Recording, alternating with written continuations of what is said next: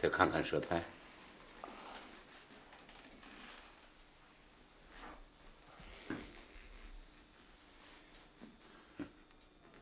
别着急，先吃我30剂药，之后呢，你就没什么事了。那是不是要开个方子？连连，快去把笔墨拿过来。哦，好的。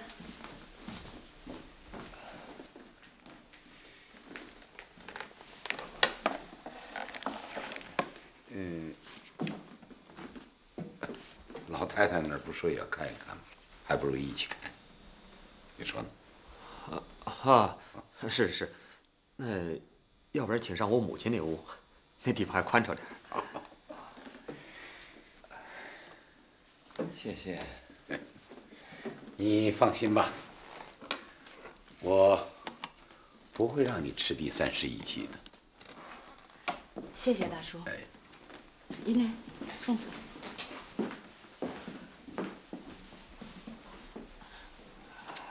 正德，你放心啊，蓝仙他爹啊，在京城是有名的神医，吃了他的药你就没事了。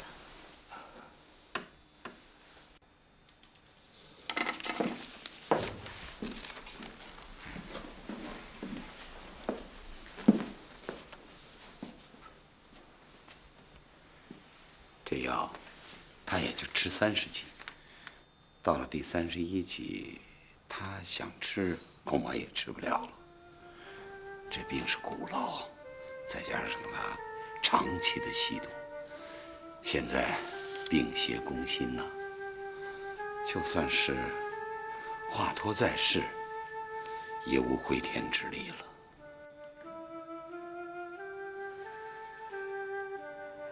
亲家，你的意思是，重则只有1个月了？哎，这还得好好的调养呢。如果是照顾的不好，身边没有人，或者有点气恼，也就20多天吧。告辞了。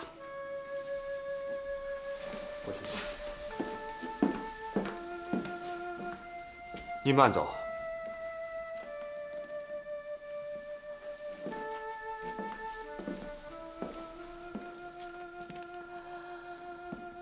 纪泽，这事儿不能让七巧知道，对别人先别说。孩儿明白。别吓到我。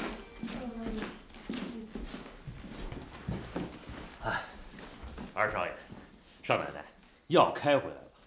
同风堂坐堂的郎中说，这药方子开得高明，实在是高明，绝不是江南的大夫可以开得出来的。听见了吧？这蓝仙他爹在京城里的名气，那可不是吹出来的。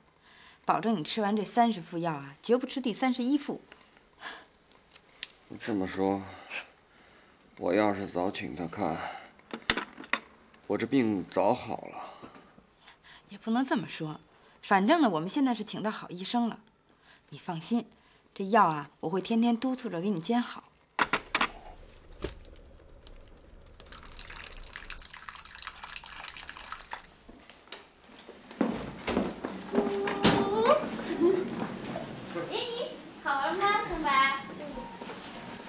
长白，好玩吗？爸，你好了。好多了。哟，刚吃了5副药就能坐起来了。这要是传出去，那蓝仙他爹在上海滩还不是发了财了？是啊，七巧，你下去跟弟媳妇说一声，谢谢人家啊。蓝仙啊，现在在学绣花，我正想下去看看去呢。是不？好。长白，走，跟妈一块儿去。啊不，你让长白陪我玩玩。也好，长白乖乖的啊，在家陪着爸爸，妈妈一会儿就回来。那你一个人行吗？有银莲和长白扶持着我，你就放心吧。好，那我就在楼下，有事叫我一声啊。哎，我走了。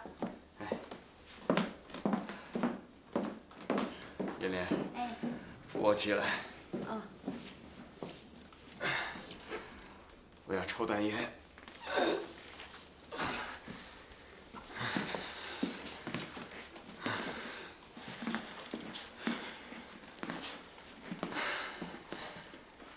长白，坐下，陪爸爸坐下。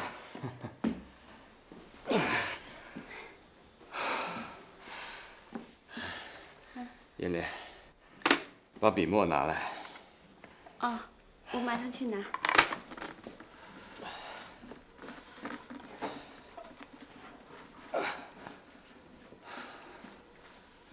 二少爷，你下去吧。哦，那长白，你乖一点陪着爸爸啊。嗯。把门关上。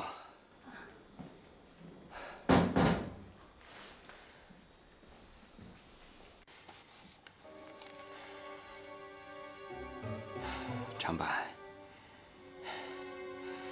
替爸爸找根针。干嘛？挑笔头啊。哦，我知道在哪儿。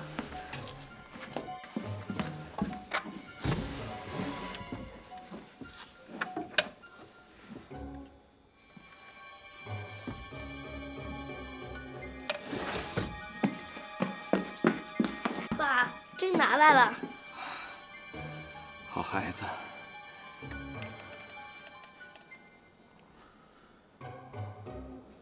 长白，把手给我。给手干嘛？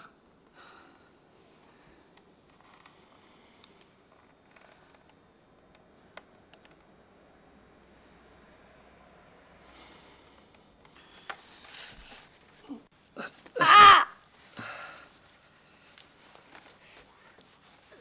爸，你干嘛扎我？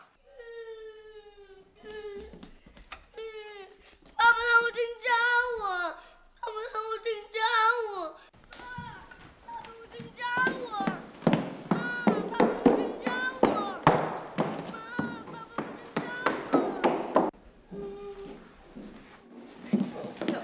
长白，怎么了？爸爸拿我针扎手。爸爸扎你手了？爸爸怎么会扎你手呢？他本来说要用针挑笔头，现在就用针来扎我手。好了，乖，不哭了啊！爸爸要是戳了你手也是不小心啊！乖，走了，来，没事了啊。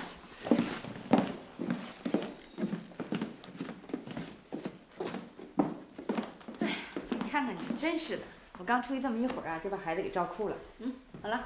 对不起，是我不小心弄破了长白的手。仲哥，爸爸，你怎么了？来，你怎么了？妍妍。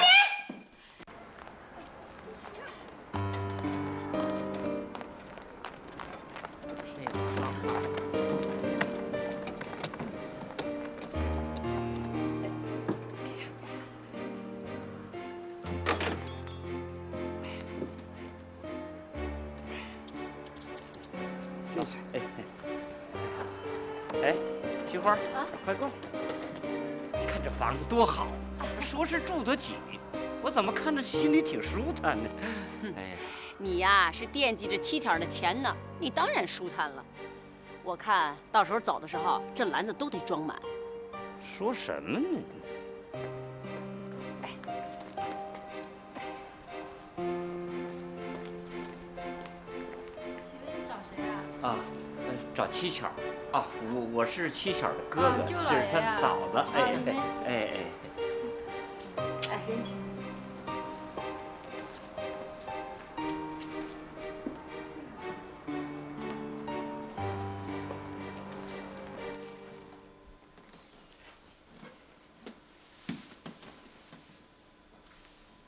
正泽，你要是累了就先睡会儿啊。好。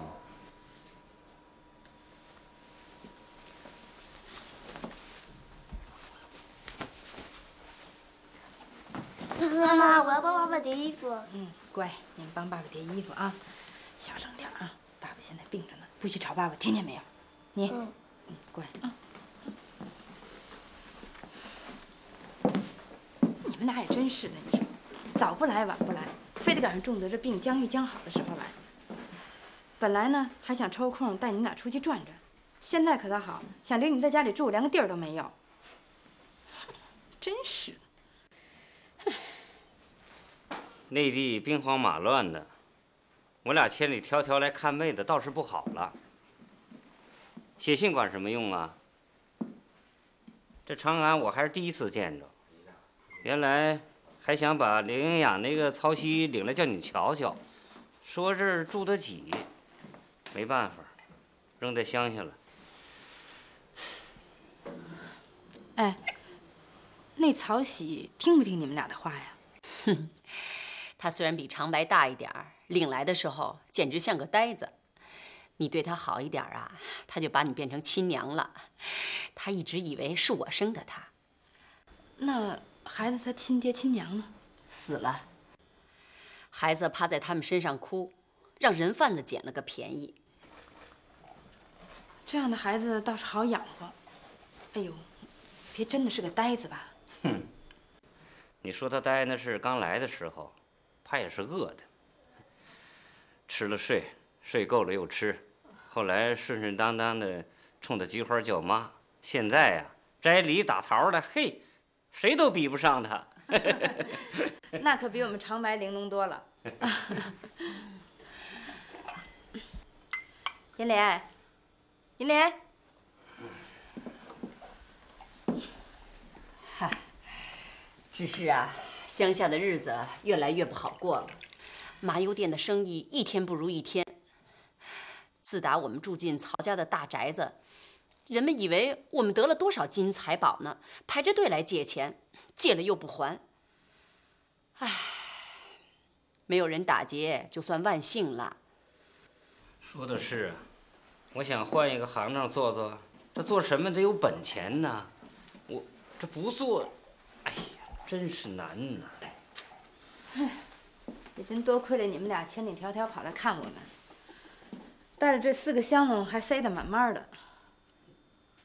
我不就你七小一个妹子吗？花掉点路费，见了你和妹夫孩子，送点核桃、大枣、果脯，有指望没指望，再说吧。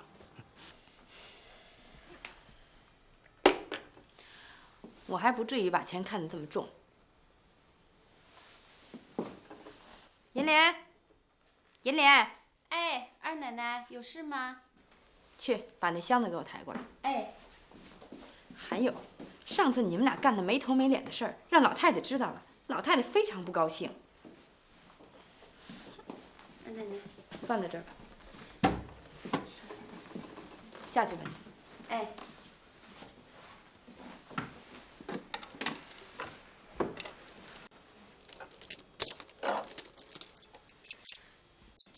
这4个金镯子足有4两重。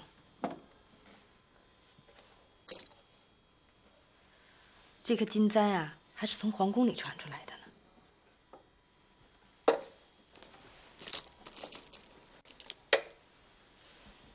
这个金表哥，你就留着对对时间什么的。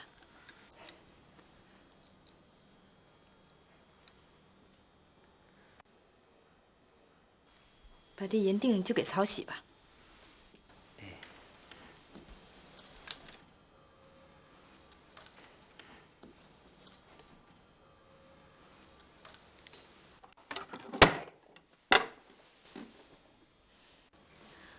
从北京来的时候啊，留下了好多东西。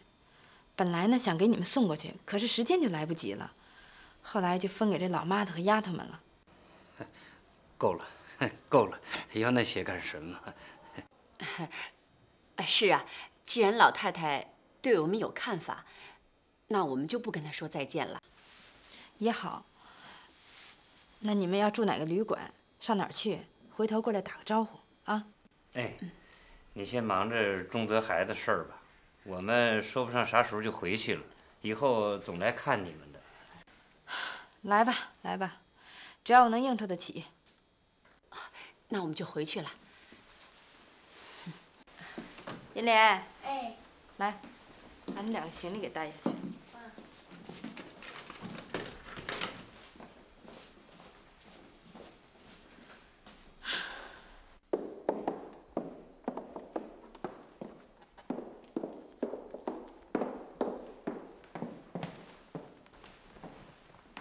七巧，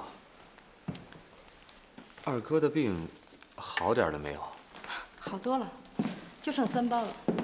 看起来啊，真像你老丈人说的那样，吃完这30副，再也不需要吃第31副了。是吗？你干什么你啊？我没别的意思，我是说，你有没有捏捏他的胳膊腿什么的，看他还知不知道疼啊？打我过门他就不知道疼，他身上的肉啊都是软的麻的，怎么跟好人的身子骨比呀？再说了，你不知道过的什么日子啊？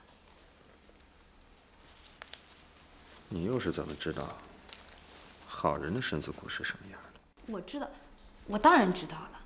像你那假模假式，当着别人的面，好像是我们俩一点关系都没有似的。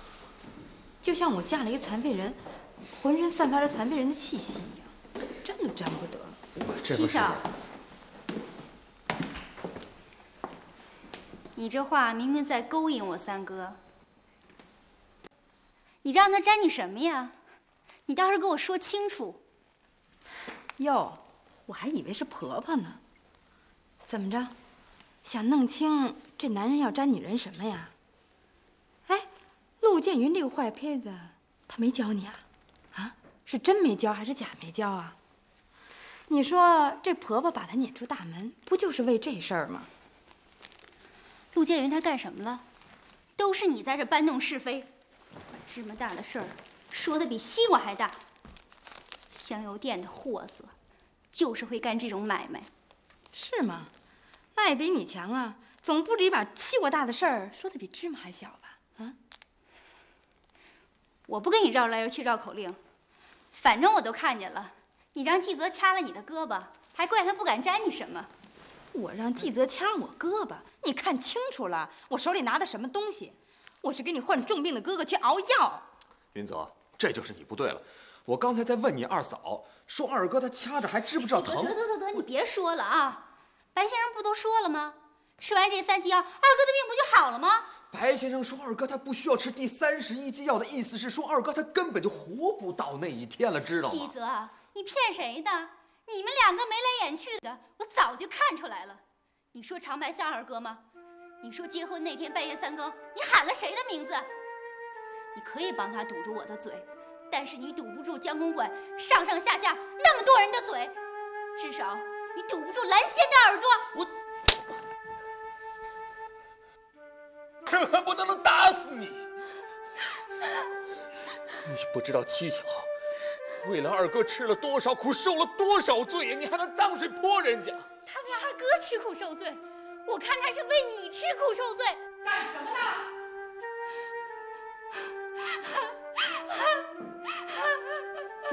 吵吵嚷嚷的，妈，有没有规矩的？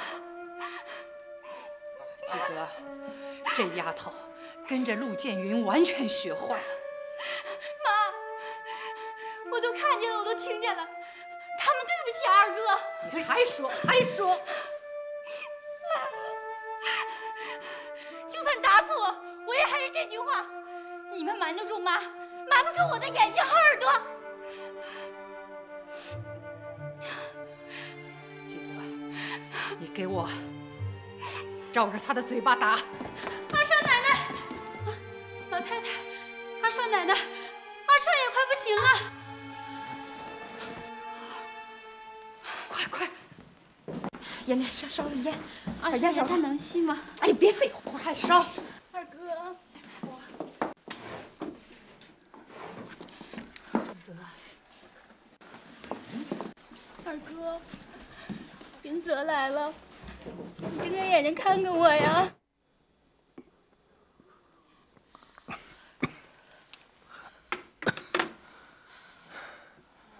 仲泽，坚持住啊！医生马上就来。不要，医生，不要！你们谁也留不住我了，妈，我就要解脱了。你们都走吧，让七巧留下来。我们先出去。重则要和七巧说话。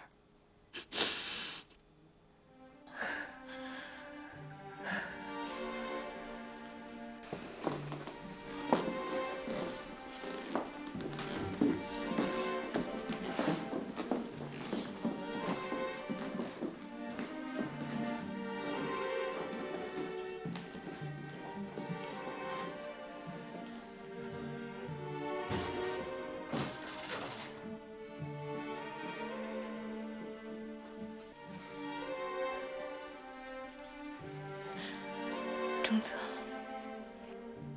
我的好人，你真的要走了吗？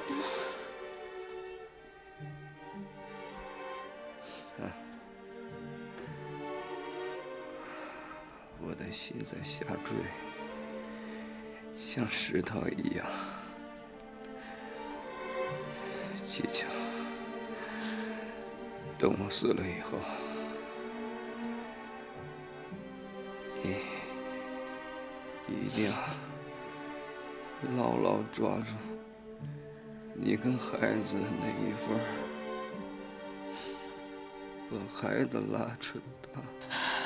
重泽，你不会有事儿的啊！等你好了以后，咱们真的生个儿子啊！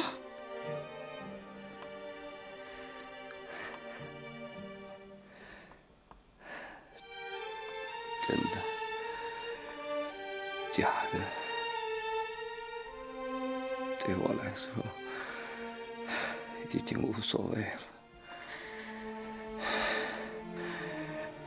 七巧，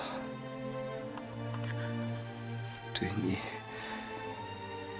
却很要紧。你要防备一切人。脖子，他恨不得孩子不是我的。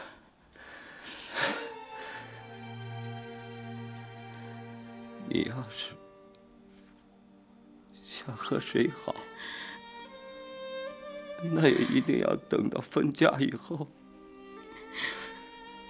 还要看他是不是真心的。我不会再跟谁好了，谁也没有你对我这么真心。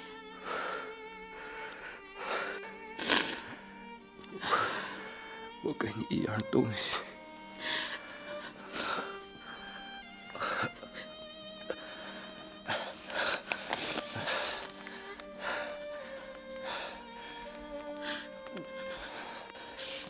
是说给长白长安的话。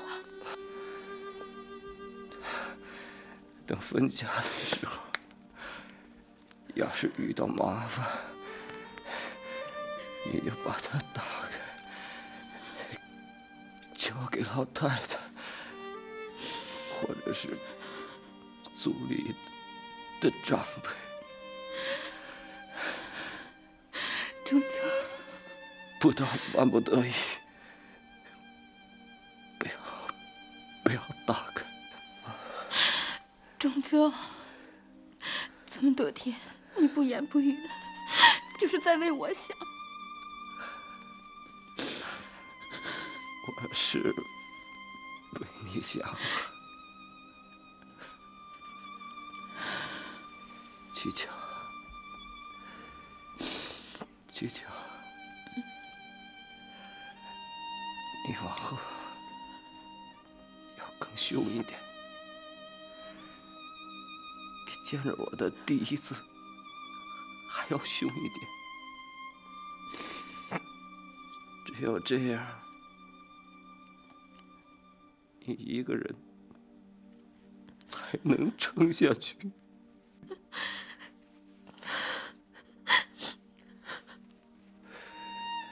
七巧，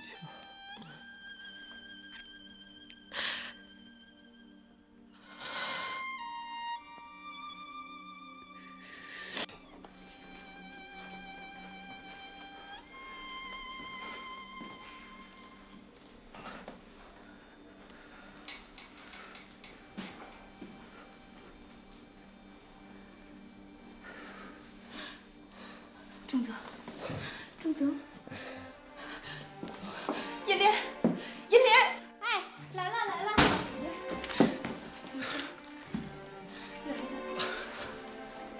不要停。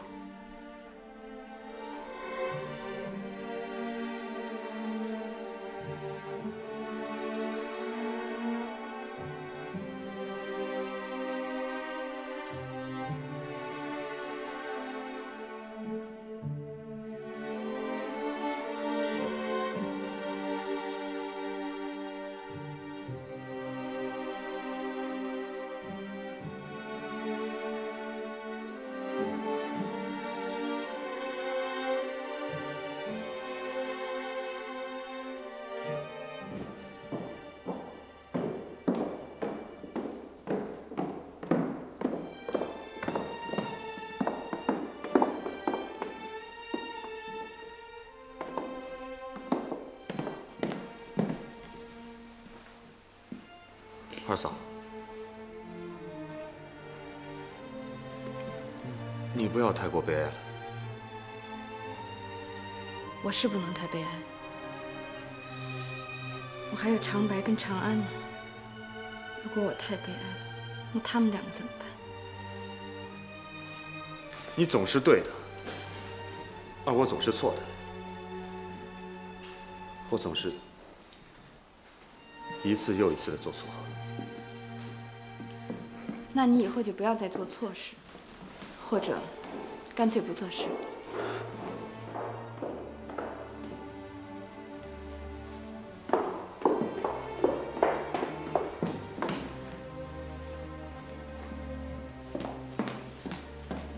七巧，我真的想能为你做点什么事情。你刚才不是说了吗？你一次一次做错事，那你以后就不要再做事。尤其不要为我做什么事。你变了，你以前不是这样子的。这段时间，你真的是变了很多。死了丈夫的女人叫寡妇，寡妇门前是非多，我不变行吗？那你的意思是说，你是因为怕别人说三道四，所以你才像现在这样子吗？我不怕别人说三道四。我只是想，我的事情我自己做主，我不需要别人帮忙。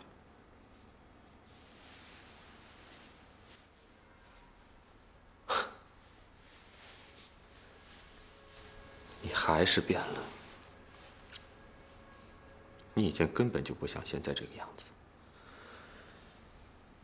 至少不会对我这样，这么冷。这么凶。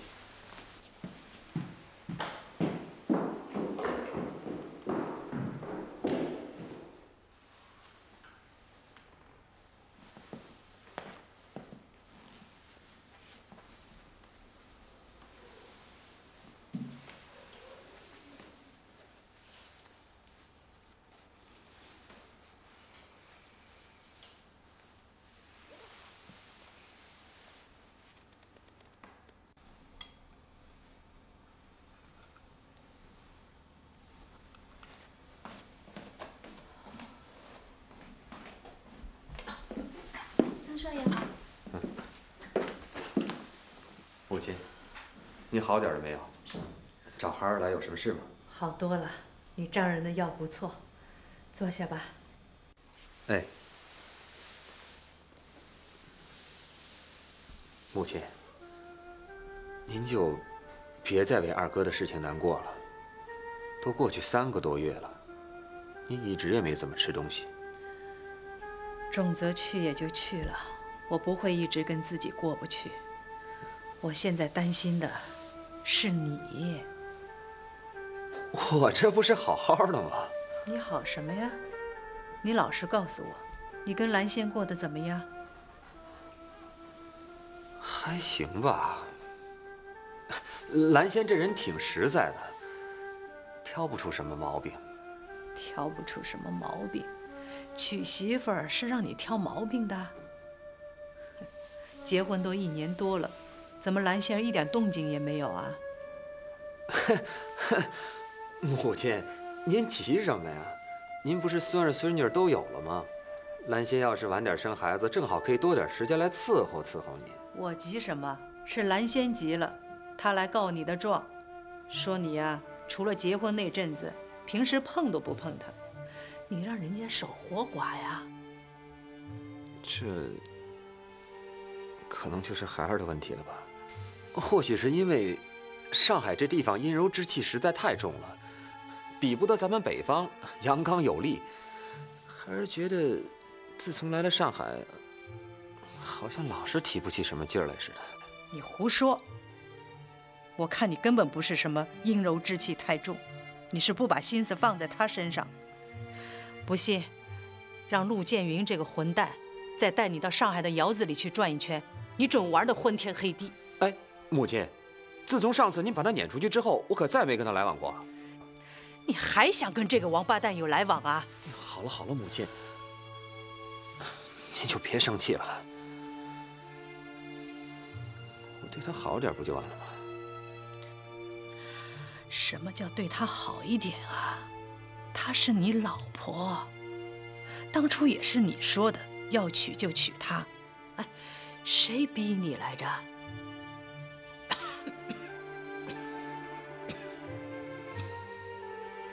没有人逼我，是我自己逼自己来着，都是我自己的错。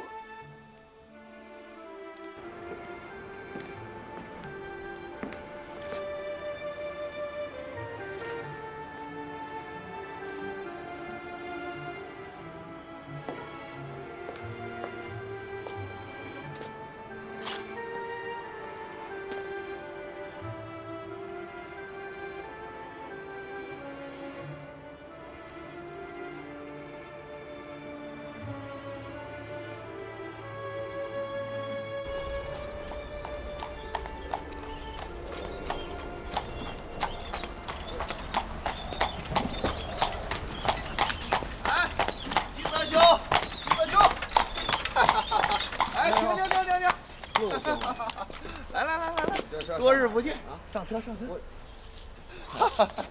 来，你上哪儿去？走。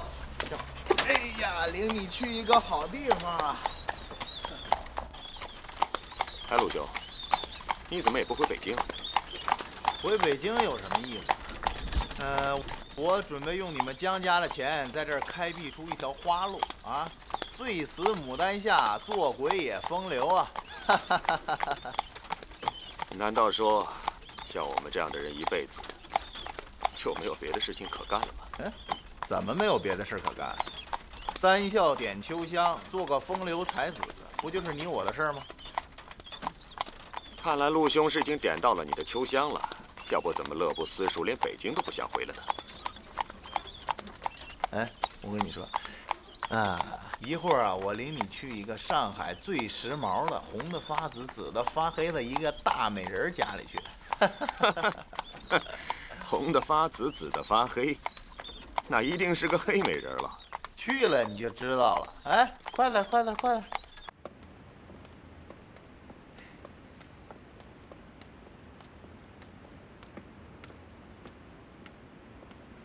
哎，到了啊，这儿啊。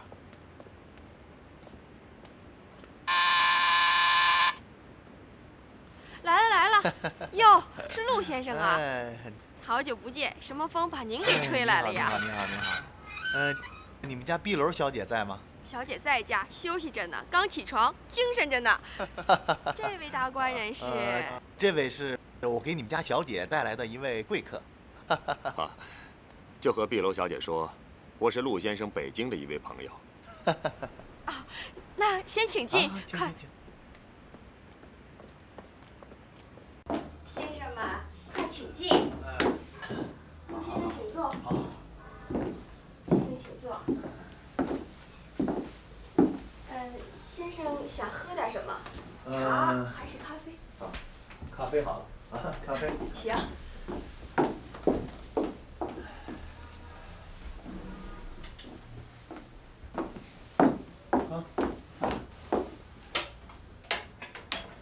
哎，好，谢谢。小姐呢？啊，她在楼上，马上下来。哦，您先喝着。好，不着急。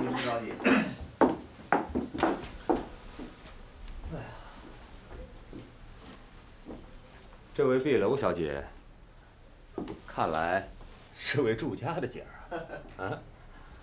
这儿的装饰不俗啊，但是也并不时髦。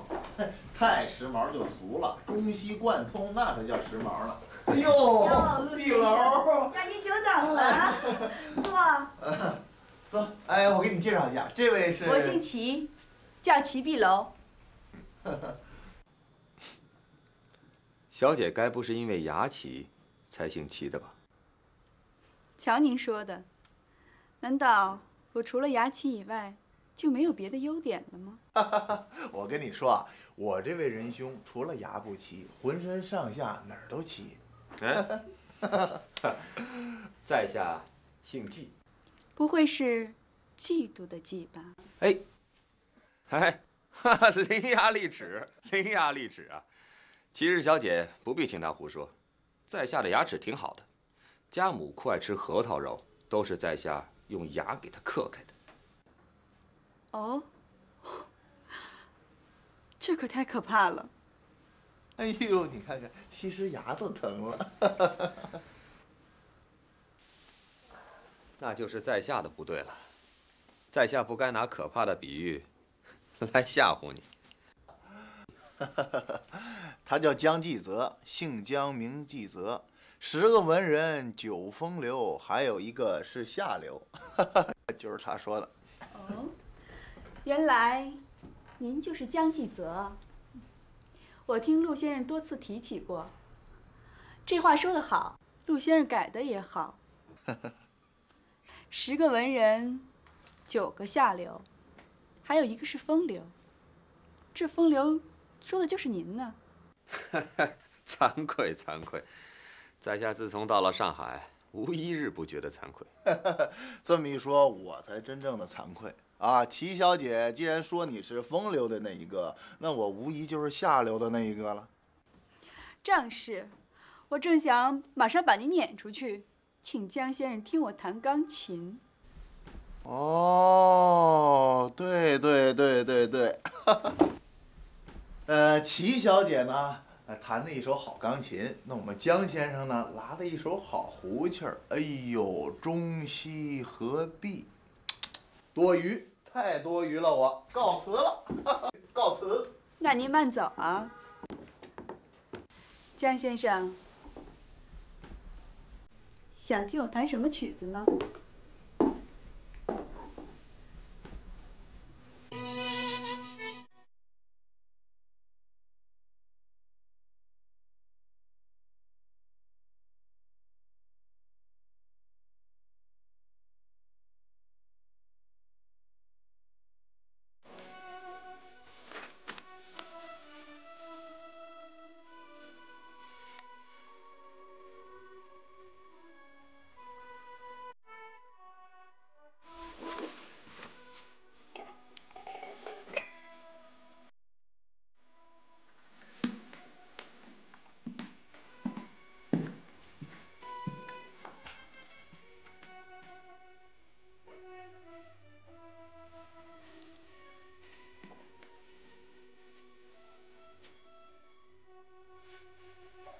龙福，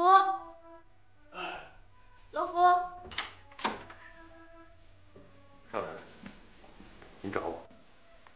龙福，三少爷怎么没吱声儿就不见了？你知道他去哪儿了吗？哦，好像是跟陆先生出去了。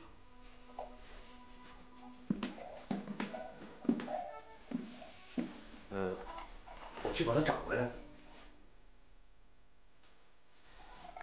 算了，不用了，你下去吧。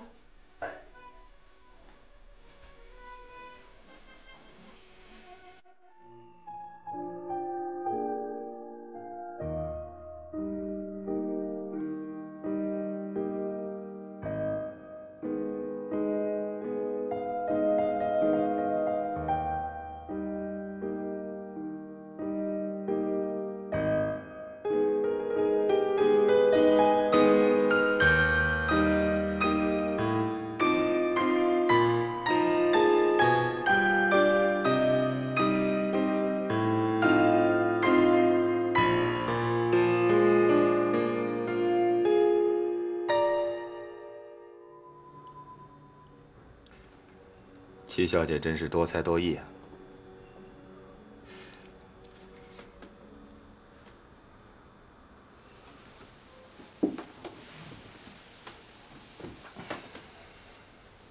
感觉到夜的温柔了吗？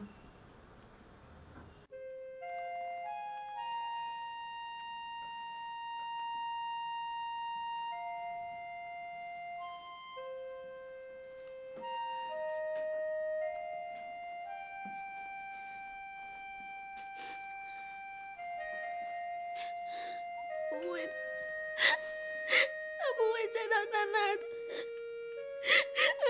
不会的，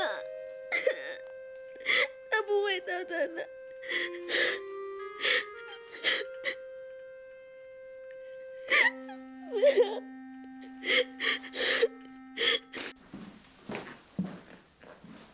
母亲，您看看，这是季泽最近的开销。 一架钢琴、钻石戒指、生日蛋糕、玫瑰花，比西春苑那会儿开销要大得多啊！不付，咱这不是在北京，怕丢面子。他要是把江公馆也赔出去，咱们大家都搬到马路上去住吗？母亲，母亲，母亲，这事儿很棘手的。这帮妓女身后可都是有恶霸地痞撑腰的。 不比在西春苑那会儿，几个保安吵吵闹闹就完事儿了。这帮家伙要是动起真格来，随时可以让人去催五等灯啊！你说什么？就是把人绑在麻袋包里扔到黄浦江里去，到时候连尸体都找不着。那你把季泽叫来，我来告诉他，咱们付完这笔钱，咱们江家。 不会为他再付什么钱了。季泽现在根本就不回来了，偶尔回来一天，待在七巧房里的时间比待在自己的屋里时间还要长。那把七巧叫来。